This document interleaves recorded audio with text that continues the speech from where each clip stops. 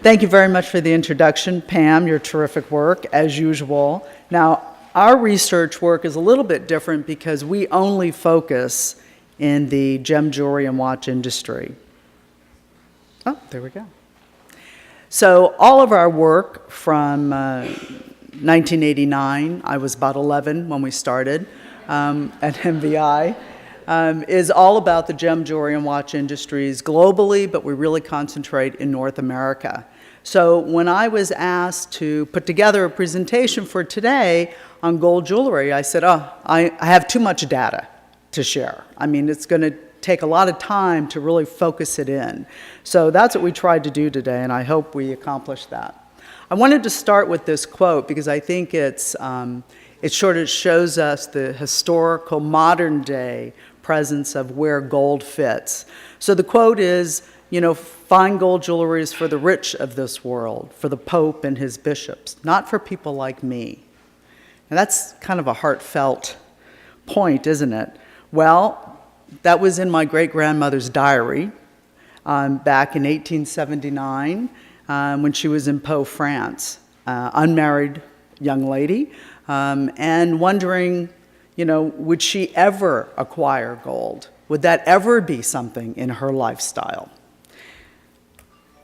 So let's get started on the data itself. Our company, again, is really concentrated on jewelry, watches, gems. That's why we've worked with so many different entities in the whole industry. Some clients are sitting here today.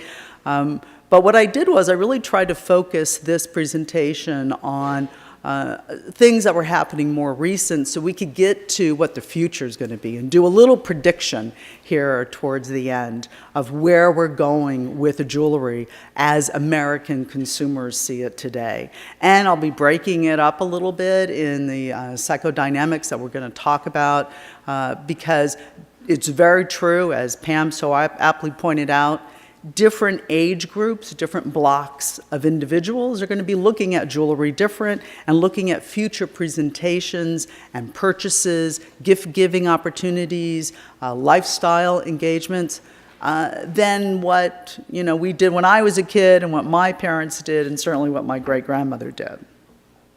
So most of our research comes out of our subdivision we have called JCOC, Jewelry Consumer Opinion Council. We do have a panel of consumers. We have a little over 100,000 consumers that sit in North America. Some people have been on our panel since the beginning, which was back in about 2000. All the way through today. Some people in our panel we call the couture group because they answer survey after survey. They're just enthused with jewelry. They love everything about jewelry. It's easy to get them to talk about jewelry. Sometimes we weigh their responses differently than other people because they're sort of the choir. They're going to sing about jewelry, the praises of jewelry, no matter what it is you ask them. They always want to be involved in jewelry. But the bulk of our panel are really just average consumers. They're not connoisseurs. They don't buy multiple pieces of fine jewelry every year. They buy for a reason, a holiday, they buy for engagement and wedding, obviously. But they're not acquiring massive amounts of jewelry because the average consumer doesn't acquire massive amounts of jewelry, especially here in the US. Anyway, so what you're going to see is really data that we brought together from several surveys to give you results today. So some of the wording within the questions did change, but we did our best to sort of keep to each question theme so you could see what the overall responses were. And we did this starting in 2009. We went back to 2009 because that's really when the price of gold started skyrocketing. We were already in the recession for about a year and a half, and that was already affecting the sales of jewelry here in the US. So we really started there all the way through to some studies that we even did this year. So thank goodness the attitudes have changed since 1879. My great-grandmother's era. So there were three things, obviously, that happened to all of us. There was the Great Recession. There was the price of gold rising, out of everyone's control. But there was also an explosion of internet education that happened. So those three things have really affected your consumer attitude towards what I call single item purchaser, and that's a jewelry purchaser. Single item is you don't go out to the grocery store, you buy multiple items. You go out to buy a car, you buy one car normally. You go out to buy a piece of jewelry, you usually buy one piece of jewelry. So it's a single item purchase. What do they do? What's in their mindset when they buy that single item? So we're going to discuss that. So let's start with a little history. Obviously, the recession hit hard. Jewelry plummeted. Jewelry sale units plummeted across the board. People were putting off engagements, putting off weddings, putting off buying jewelry because even if they weren't directly affected, they knew their communities were affected by the recession. So the overall attitude from all of our research during those early years, from really 07, late 07, till today almost, is not now for jewelry. We like jewelry. We want to come back to jewelry, fine jewelry, but not now for fine jewelry. We got to buy other things first. Also in 09, obviously, the price of gold started skyrocketing. And so we went into the market and into our panel and said, have you even noticed that the price of gold has gone up? So here's our first slide charts. So we just said, have you noticed? We didn't say it's gone up. We just want to know, top of mind, had they even noticed that it's gone up? And 41%, said, it's gone up a little. 25%, who probably were right there picking out jewelry that they wanted to buy, said, it's gone up a lot. 2% said, no, I think it's gone down. So we want to sell to those 2%, except I don't know who they are. So we all experience this. Obviously, when you have a recession, the economists will tell you that people want to protect their money, so they buy gold. Gold shot up, then it tapered down, but we're still at a very high gold level, a higher gold level than we've really ever functioned in a consistent amount of time before. I mean, I remember when 800 gold was huge, and people were, pulling their hair out about that. Retailers were, because 300 was the normal. Well, now 800 is the normal. So we really are talking about the new normal. So the new normal raises the price of product, but it also opens the door for innovation of product, interpretation of product, interpretation of what fine jewelry really is. That's what's happened now. So what were the retailers doing from 09 to 12 when the gold fluctuation was happening? The average price point of jewelry had already come down because of the recession.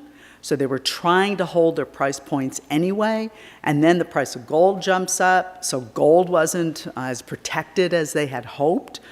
So what did they do? Well, they're merchants, so they have to buy through the back door and sell out the front door. That's their job. So what they did was they brought in product that had lower carat weight. So 10 carat became very sellable, became very advertised, especially for all the large retailers who did advertise in the department store business. They started bringing in more 10 carat gold. They stocked more sterling silver, of course. Sterling silver became even more designer-oriented. Now that word, we're all afraid of that word designer, but it became more designer-oriented. They looked at alternative metals like platinaire, which is silver and a little bit of platinum in it. So it gave an extra backstory to the consumer. They started looking at fast-selling brands like the Pandoras and the Alex and Annie and all the other brands that were just really fast selling, so at least they had a reason to get those consumers in. And of course they lowered their diamond quality, which they had already started doing when the recession hit, and they still wanted to keep those key price points, especially the major retailers, the $199, $299, $349, etc. And then something really interesting happened, not something we had seen to this degree, even back in the 80s when the stock market fell and people had to pawn a lot of their valuables. But what happened with this recession is smart marketers got into the market and started advertising that they can convert your old gold jewelry into cash. And that was alluring, it was attractive. And so millions of consumers cashed in their gold. So they did several different things. They cashed in their gold for cash. but they also traded their product, their gold, their heirlooms, for goods and services that they needed. They sold it on places like eBay if they thought it had any kind of real value to it, or they wanted to make sure they eked out every penny. They gave it away when they didn't have anything else. They even, at the bottom here, I said they regifted things. I mean, if you had something and you still had the box it came in, people were regifting. They handed down to family, they gave away to charity because they didn't want to spend the cash on their charity obligations, so they gave them items like gold, like their old car, like other things along those lines. So they depleted their sheer quantity of jewelry that was sitting in their jewelry boxes. Now, most people who did this were not the millennials because they didn't have a lot to begin with. And at that time, remember this is back in '09 even, they were still pretty young. They didn't have the obligations of older generations, the Gen X certainly, and the baby boomers, the tail end of the baby boomers. They had real obligations and they needed to keep their families going, especially during the height of the recession. So we asked people, did you take advantage of selling your gold jewelry? And 22% said yes, that they did. So they took jewelry out of their jewelry boxes for the very last time and sold it, or gave it away. But what was interesting is this is a study that we did between '09 and '11, the same type of study for over those few years. And 17% said they hadn't done it, but they're thinking about it. I want to do it, but I don't really know where to go. This is right at the beginning, because in '09, a lot of retailers weren't offering to buy back gold. They just thought that was, frankly, a type of business they never wanted to do. Well, of course, most of those retailers ended up doing it. You had to, because the consumer wasn't coming in just, flying their credit card around looking for purchases. 41% said no, they didn't do it. They didn't have to cash it in. Maybe they didn't have gold jewelry that they wanted to part with. So what happened in the post-recession? So all of that is sort of, what happened with the post, rise in the price of gold? All of that happened just at the beginning of, the recession was in, the price of gold goes up. Two big hits on the consumer, the jewelry consumer in America. So now what happens? Now that we're kind of getting out of this recession, more and more people feel more positive about it, but also there's a bit of a consumerism that is starting to take hold. People are starting to spend more money. People are charging more on their credit cards, for better or worse. Excuse me.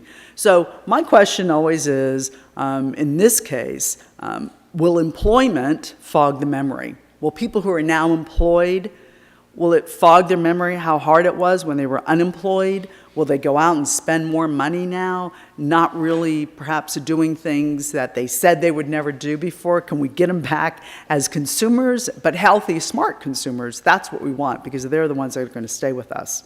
So we asked, how are you feeling about the economy? This is just recently, we did two studies, one in 13, one in 14. 11% said very positive. 29% said somewhat positive. So all of those are above bar. That's the highest numbers we had seen in a long time.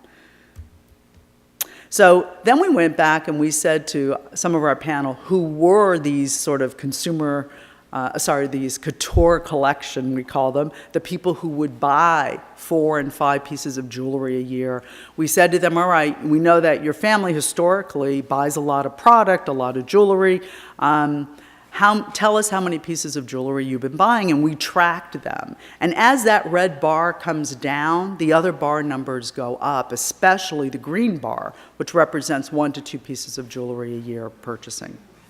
So you can see that the trend of those, not only affluent, although not all their jewelry is in the multi-thousands, but the consistent jewelry shoppers, their numbers were, the units that they were buying was going up. So then, of course, we had to ask, do they plan on purchasing? We always ask this question. We ask this question 4 times a year in our tracking studies. So back in '09, which is the gold bar, we said, do you plan on purchasing in the next 6 months? And you can see only 19% said yes, but 54% were an emphatic no. I don't plan on purchasing. Now that's shifted in 13 out of all of our 4 studies. The average was 31% are saying yes, I'm going to purchase jewelry. So that's a really good indicator. Not saying that they all run out and do it right away, but it's a good indicator that they're even have thought about it. They've sort of made their decisions that they want to do it. So for those who said yes, we asked, what is your budget? Now again, the gold bar is back in 2009. The budget was that sort of $250 and under. But now in the green bars are November of this past year.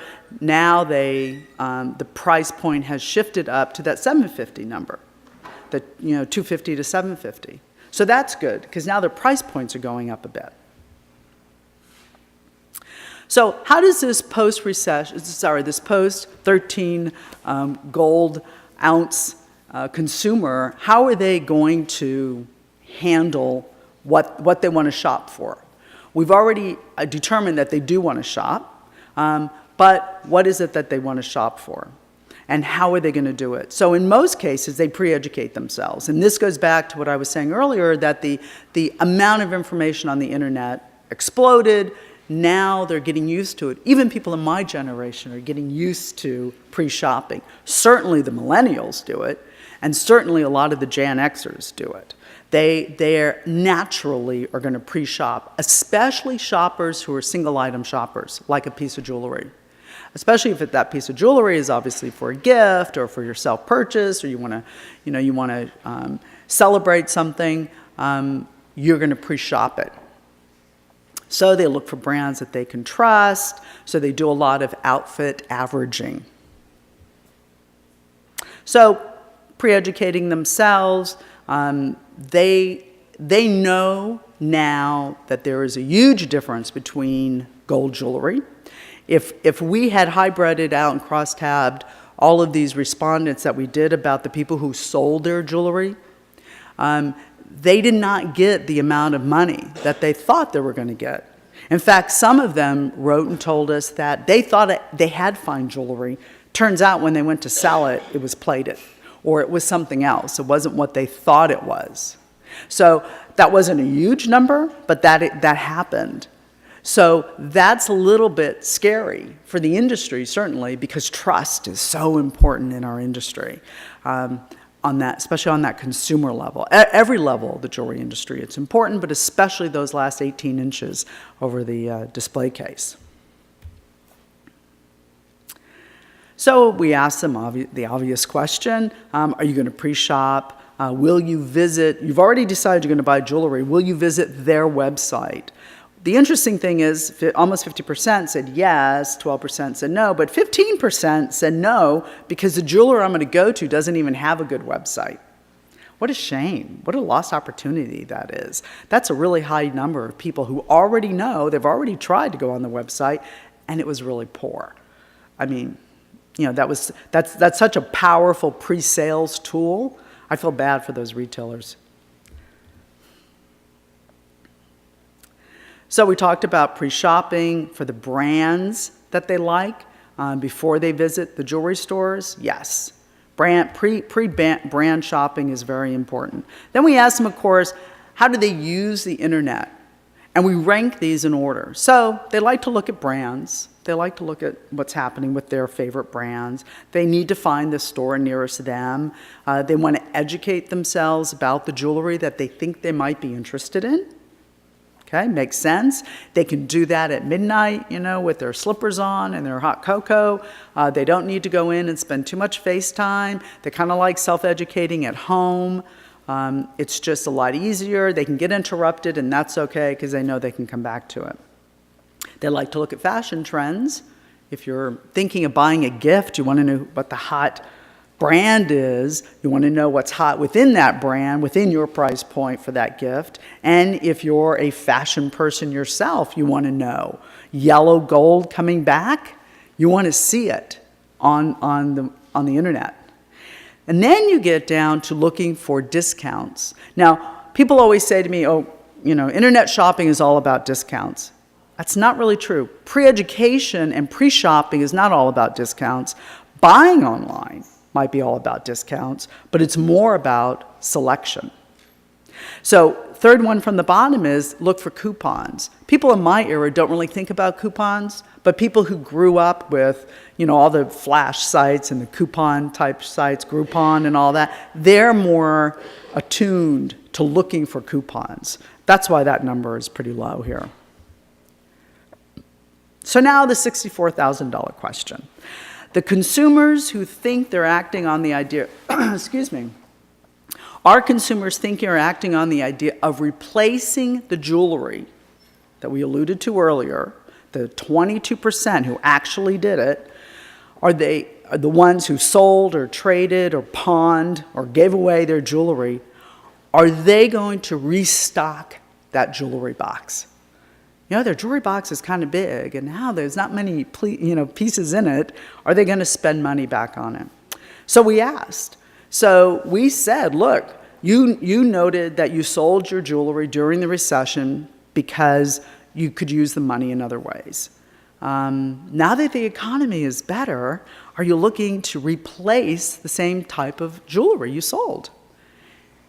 43% said no. All right, that's fine, obviously. But 21% said yes, and this year.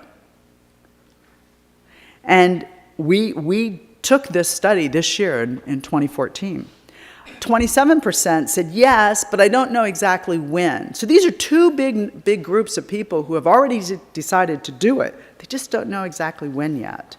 And 9% are just thinking about it. Yeah, you know what? I kind of deserve. I might not. Maybe I sold 6 pieces. I may only buy 3 new ones. But I've had my job for a while. My husband's back working, And now all those people are also getting a little bit older. So now the kids aren't as young. I'm not as fearful about the economy as I was. So yeah, replacing some product that I had to give up. Now, mind you, most of these are women. And women are always giving up things in a marital situation, right? For the good of the family. Well, damn it, we're coming back. We want a special piece to reward us because we had to give it up. When times were tough, we're always the ones that give up the most, the quickest. Because we know we got, Joey needs this, and there's got to be food on the table, and the plumbing needs attention. But damn it, when the economy is getting better, yeah, this is where we're going. I want something new for me. And so in our open text boxes where consumers can tell us this, just literally line after line after line of women saying, yes, and I'm going to buy something special that I'm going to keep for my, for just me. So it's not the heirloom idea. It's not the I'm going to hand it down idea. It's me idea. Gee, that sounds kind of fun, doesn't it? Maybe I should look into that. Now, the third one was outfit averaging. And this is sort of the yoga pants syndrome in the office. Outfit averaging is, you're just mixing up everything together. It's wearing David Yurman's silver link bracelets, with 3, stackable no-name brand bracelets or bangles. But it's wearing a Prada shirt with yoga, $35 Target yoga pants and Nike, $150 Nike shoes. It's all okay. You can just outfit average all that together. And now you can do that with your jewelry. So we asked, how often, if ever, do you even wear costume with fine jewelry at the same time? Not too long ago, we didn't really do that. In fact, we wore the same color of jewelry. If you were wearing white gold, you wore white gold. You were wearing yellow, you wore yellow. Now it's all mixed up, of course. But 10% said every day, I mix costume and fine every day, it doesn't matter. 24% say whenever I feel like it. Whatever I'm wearing, I'll do it. 20% said I'm not sure, probably because the 20% don't really understand what's fine and what's not fine in their jewelry boxes. 19% said never. Now, when we did a cross-tabulation of this, those 19% averaged age was 55 and above. So that generation, they know what fine jewelry is. And they know that they're not going to wear a brass bangle with a 14 or 18 karat gold link or stacked or any kind of bracelet. They're just not going to do it because that's not the way they think gold jewelry or fine jewelry should be treated. So the major takeaway today before we break for lunch is 40% of people who, sold, trade for services, pawned, gave away, handed down, gave to charity, regifted, have decided to replace their jewelry with something that they want. Now, the 48% is not all female. There were probably 19% of it were men, but they were thinking of buying gifts for their wives as a, look, we know you gave up something precious to you, and here we want to give it back. But the other major takeaway, too, when you look at everything that we've represented here, is that the definition of fine jewelry has fluctuated so much that it's very difficult for us as a group to really understand what is fine now and what's not. It used to be, where is it sold in the store, like in a department store setting. If it's sold in fine jewelry, it's fine jewelry. If it's sold over here in the islands, in the walkway, then no. It used to be called bridge jewelry, but the consumer just knew that wasn't fine jewelry. So one way to really distinguish is gold. Gold really means fine jewelry. Not plated, but solid gold jewelry is fine, and it's fine jewelry to every generation that we're talking about. Everyone knows that when you say gold, that's fine jewelry. It might be 10 karat now, but that's okay. At least it's fine jewelry. So I know that the desire, and now the need, because of that replacement issue, for gold jewelry is real. And I know one woman whose desire for gold was realized. Jules gave me a gold locket for Christmas. I just cried. America is a great place. Diary, December 25th, 1889. Elizabeth Lucilia Hornet Venters now, living in New York City. My grandmother, my namesake, except I'm Elizabeth Lucille. So thank you very much. Enjoy your lunch. It was terrific.